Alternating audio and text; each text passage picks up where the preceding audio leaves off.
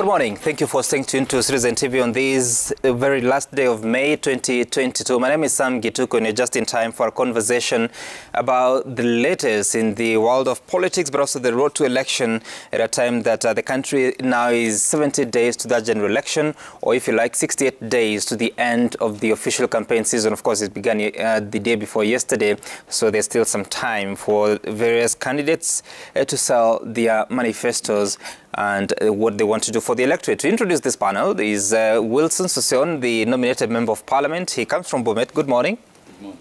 We also have Fred Okango here. He is the Secretary of Political Affairs within KANU. Good morning. Good morning, Sam. And shortly we'll be joined by Bobby Mkangi, who is a lawyer in the areas of human rights as well as constitutional affairs. He was in the committee of experts that drafted the 2010 Constitution, so really understands those clauses in a manner many of us may not. But now looking at the front pages of the two dailies, I want to begin with the Daily Nation that tells you about courting disaster, some of the demands that the Raila Odinga campaign and the William Ruto campaign is asking for, or asking for 10 days to the statutory deadline for the Electoral Commission to have tested its elections technology. The process is shrouded in secrecy that civil society groups warn is a recipe for disaster. The Commission says all is well, but lobby groups and political parties are now challenging it to come clean on how problems that botched results transmission ending up in nullification of the presidential election 5 years ago have been resolved. And of course, there are so many other stories, including teachers' roads take bulk of Uhuru's last budget. They're just giving details of what is contained in the 2022-2023 budget that is being considered by the House. And of course, we know that the financial year ends on the 30th of June and a new one begins on the 1st of July, the start of implementation of the new budget that in full will be implemented by the new government. On the front page of this Standard, the troubled spots. They're talking about areas that the country needs to pay attention to as we head to the election. There are some areas that have been ranked as high-risk areas in terms of electoral violence, like Nairobi, Nakuru, Kericho, Kisumu, Uasin Gishu, and Mombasa. Medium high risk is Narok, Marsabit, Laikipia, Lamu, Baringo, Isiolo, Meru, Nandi, Samburu, Bomet. And medium low risk, we have Kisii, Elgeyo Marakwet, Migori, Nyamira, Kilifi, Bungoma, Garissa, Mandera, West Pokot, Kiambu, and Wajir. That's a total of 27 counties that different rankings of high risk, medium risk, or high risk, medium high risk, and medium low risk. That's what's happening on that front. But I want us to begin by looking at what just transpired yesterday. We're being told of the breach of the voters register. Of course, IBC having given that memo that managers across different parts of the country look at how transfers have been done. We'll be listening to what Wafula Chebukati said yesterday. But what are your concerns, Wilson Sossion? 70 days to the election, preparedness for the election. Of course, there's that concern about the voters register, but also the questions that civil society groups are asking about the election technology. Are you comfortable? Yeah, it raises a lot of concerns, particularly when the chairman of the Electoral Commission really admits and gives a warning that the officials who are involved in this fraudulent action will be punished. Mm-hmm. Yeah, of course, there have been rumors that some individuals have done analysis of demographic behavior of voters, and that voters between 18 and 23 to 28 who are likely not to vote for certain candidates have actually been expunged from the register. They may not be in the register. The new voters in some parts so of you have the country, heard that, or you yes, we've heard.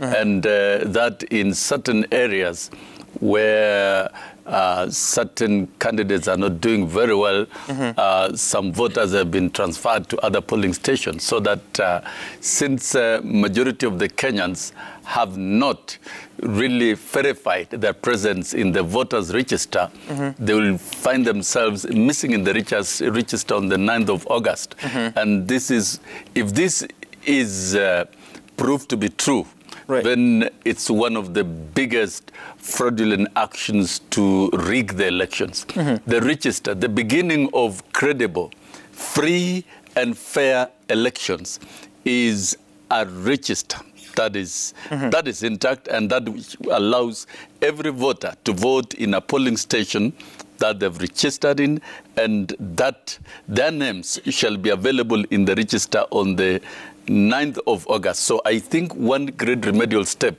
is to encourage Kenyan voters to continue verifying the register and to ensure that they're in the register, so that we have free and fair elections. Have you verified the register for yourself? Yes, I've verified. And your details are okay? Yeah, my details are okay. That, to be very honest, my details are okay. I've verified in the register, and I urge every other serious voter to also do the same, particularly the youth of this country who seem to have a lot of issues and would really like to exercise their democratic right. It is not enough to participate in political campaigns of the various political parties, but check and ensure that you are in the register. Okay. And you'll be able to vote. And I think it might be useful at this point in time to tell the voter how you can verify your details. Myself, I got a text message from IBC yesterday saying that I sent my ID number and hashtag year of birth to 70,000, 70,000, or you can do the same by verifying on the IBC website. It's verify.ibc.or.ke. You give your ID number or your passport number, depending on the document that you used. Then you also indicate your year of birth, and you confirm that you're not a robot, and you get the details of why you're registered to vote, which is very important because the exercise closes on the 2nd of June, after which it might be difficult to do so. But for you, Fred, what are your concerns, and have you verified your voting station? Yes, I have, and my details are accurate, but I'm concerned that the Commission, in their own admission yesterday, did say that there were illegal transfer of voters. This election, IBC has no option but to comply with the general principles of electoral system. And one of them is free and fair election that must be administered in a manner that is accurate, impartial, and efficient. And I agree with Mheshimiwa Wilson Sossion when he says that there's danger. While that is true, then it is also true that IEBC maybe is not ready for this election. 70 days to election, political parties, political players, aspirants, and Kenyans should not be hearing issues to do with illegal voter transfer. Any Kenyan has a right to vote or to register to vote at a place of his choice or a choice. And that transfer can only be done when that Kenya agrees to do so. And therefore, if it is true that there were illegal transfers, then we are looking at a situation where we would start thinking that this election could not be conducted by an independent body. We're looking at a situation where this election could not be administered in an impartial, neutral, efficient, accurate, and accountable manner. Those are things that, as political players, we should not take lightly. And I want to encourage the Commission. They have put their feet down before. They have done well before. This time, they can even do better, because this is going to be an election like no other.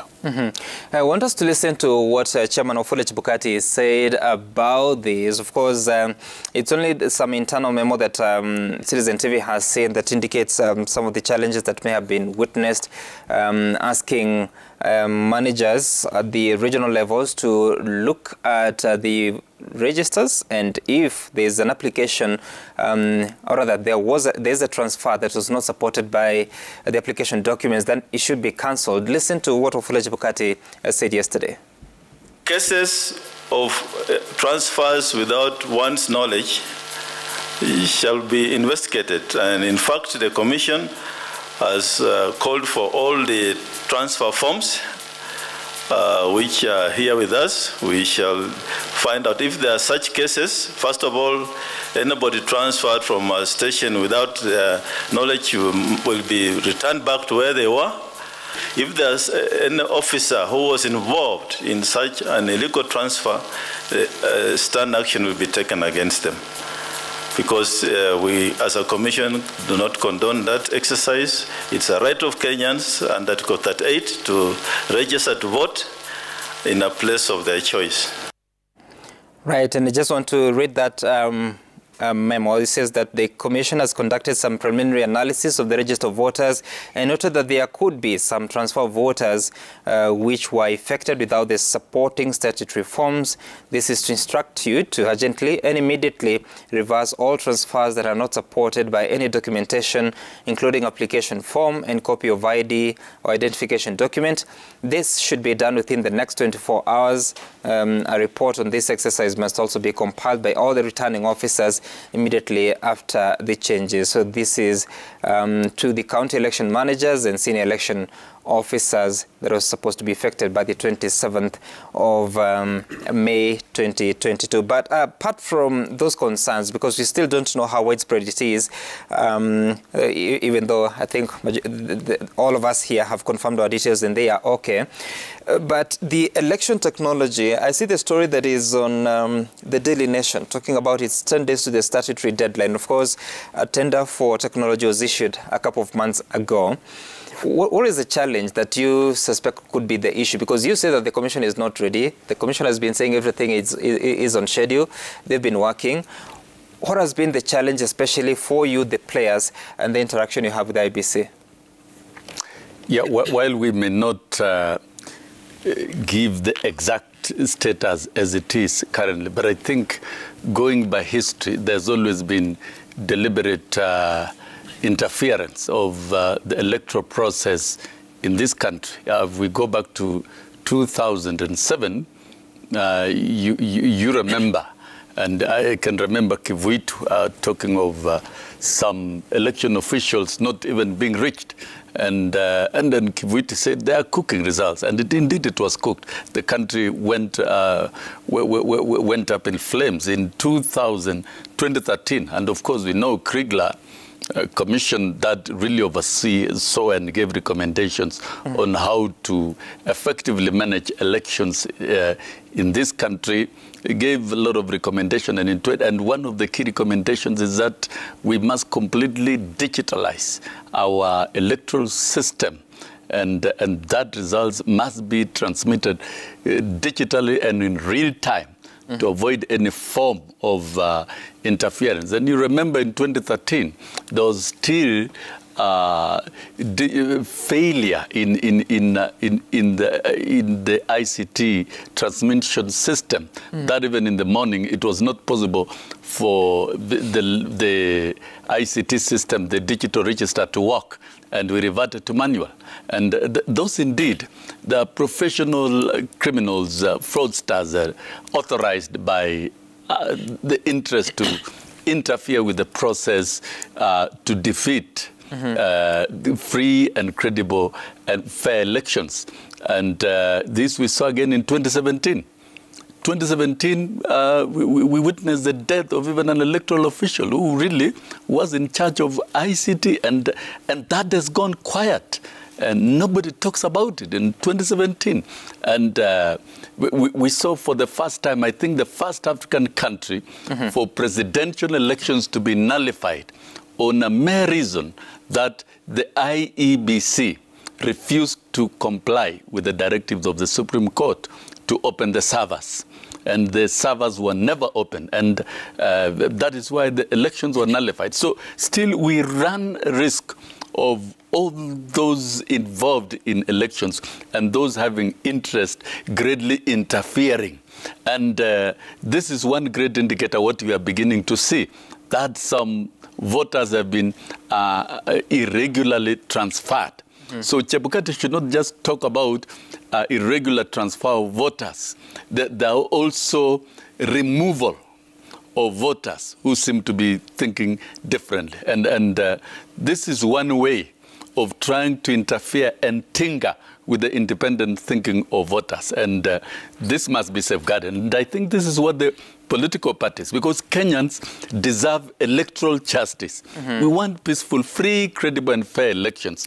That within a very short time of closure of polling stations, results should stream freely, and we should be able to to get proper results, get our president, get our senators, the MPs, governors, and all of them in a manner that is acceptable. Okay. And therefore, this kind of interference, what other interferences are existing other than transfer of voters, irregular transfer of voters, removal of voters from the registers, and all other forms of electoral malpractices? In this election of 2022, nobody whatsoever should interfere with the electoral process. Okay. And that is why the IEBC should rise to the occasion, and there is need to convince all the players in this electoral process, because right now we don't need to be partisan. It's now we are on the final stretch, and we need to allow Kenyans and the free will of Kenyans to be exercised through the vote, and every vote to count, and the decisions and the will of Kenyans to be respected. We need peace. All right. And to be assured, even before the election, that this is going to be the most peaceful election, the most transparent, and is going to be verifiable. And that is why there is need to revisit the aspect of the register. We are told IEBC had contracted an audit firm to do the audit, KPMG. Right. So what is it that the KPMG was doing? How was it sourced? And what is the job that they were doing? Have they done a diligent job? Because now Kivuti is talking, the Chebukati is talking about voters being transferred. But I know one thing, there could also be voters who have been removed. So we need a foolproof, I hear you, clean Honorable register. Session, and you raise quite some pertinent questions here. Of course, the issuance of the tender of KPMG to KPMG is a process that was covered in the media. And what we hear from IBC is that they're still concluding that process before. I don't know whether that report will be made public, but I thought the law should require that it's also submitted to Parliament. There's a press invitation by National Cohesion and Integration Commission. They're saying that they have established that Kenya's National Electoral Violence Index of 2022 stands at 53.43%. And in a study that will be launched by the Commission, that 1 counties are likely to experience peaceful elections in August 2022. Despite the comparative peaceful election process as per the study, 6 counties are at high risk and are likely to experience electoral violence in the upcoming general elections, and general election rather. And I'm comparing that to what the Standard is reporting of at least 22 counties being between medium high risk to high risk, or in terms of the Kenya Electoral Violence Index. But also there are some questions that were raised last week by the running mate of Azimio la Umoja, a presidential candidate, that is Martha Karua. I would want us to listen to them because she also had something to say about the processes that IBC is undertaking. There are those who saw me as too much of an activist. An activist is not a bad word, but in Kenya, it's made to look dirty. An activist is an engaged and active citizen, because I realize those little or great things we did together are what kept me alive and engaged, and therefore capable of being thought of and considered for the position I hold today. We should write to the Electoral Commission, and also civil society should, as a consortium, demanding that we be briefed on how they intend to conduct the elections, the tools they intend to employ, and most of all, just one question: how has IEBC addressed the shortfalls that made the court nullify a presidential election? All right. Again, Fred, I'll ask you the same question. Yes. What has been the missing link here? Because IBC appears to be very busy doing a lot of things. Preparing. Yeah, but the political class, you still have questions. I agree with what our Deputy Captain, Madam Martha Karua, is raising, because we witnessed presidential elections being nullified in 2017 some. And those flaws, IBC should come out and now tell Kenyans these were the issues, and this is how we are fixing them. That one has not happened. I believe that will happen. But you raised an issue, some election technology. You know, one of the things that Madam Martha Karua is raising are issues to do with technology. Because just take a case in place from yesterday.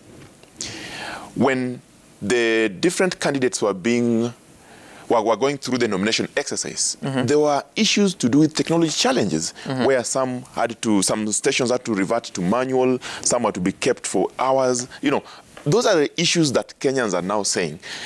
If this election is to be administered in a manner that is accountable, in a manner that is accurate, in a manner that is efficient, as per the Constitution, then IEBC must come out and tell the election players, the political parties, the aspirants, the public, that these are the issues are put in place to fix the challenges that we had in the previous election, 2013, 2017. Number two, the tools that Madam Martha Karua is talking about are technological tools that IEBC has admitted that they are now receiving funds and they are putting measures in place to secure this election. Then now, because we have always been reminded that election is not an activity, it is not an event, it is a process that starts and continues in a cycle. IEBC have had enough time to look at all these issues, to prepare. They need to tell and update Kenyans, this is where we are and this is how we are going to move forward. That involves continuous stakeholder engagement. We have not seen that. So while we believe that Mr. Chefula Wabukati, Mr. Wafula Wabukati is doing a good job and trying to prepare for this election because all eyes are on him now. Today they have an operation base in Bomas. They must continuously engage the political players. If technology fails at a center, God forbid, then that will be the start of panic. And that technological advancement that we are looking for in this election to make it accurate and accountable is what must now be communicated to the public and tell Kenyans and assure them that as we go into this election, there will be no problem. Look at the Electoral Violence Index has been reported. Some of these areas, it is history that informs this publication because they're saying previously, these are where the stakes are high, this is where the contest is, and if any issue happens like delay in transmission, then we are likely to have an eruption. We don't want to have an eruption. I agree with Sosion when he says that this election must be peaceful. Even as in Azimio, we believe that this election must be peaceful. But the start of a peaceful election is the process itself. If the process is secure, the process is convincing, the process is accountable, then we shall conduct a free, fair, and credible election. Okay, and I want us to take a short break. When we come back, we'll be speaking about, because you spoke about the challenge of technology at clearance of or registration of candidates at different parts of the country. We'll be talking about what has been happening at the Bomas of Kenya with the presidential aspirants getting there. Out of 4, only 1 has so far passed the hurdle to the next level. We also hear that there could be a meeting between the commission and the governor of Murang'a, Mwangi wa Iria, who has been complaining about how he's been treated. We'll talk about that after the break. Stay tuned.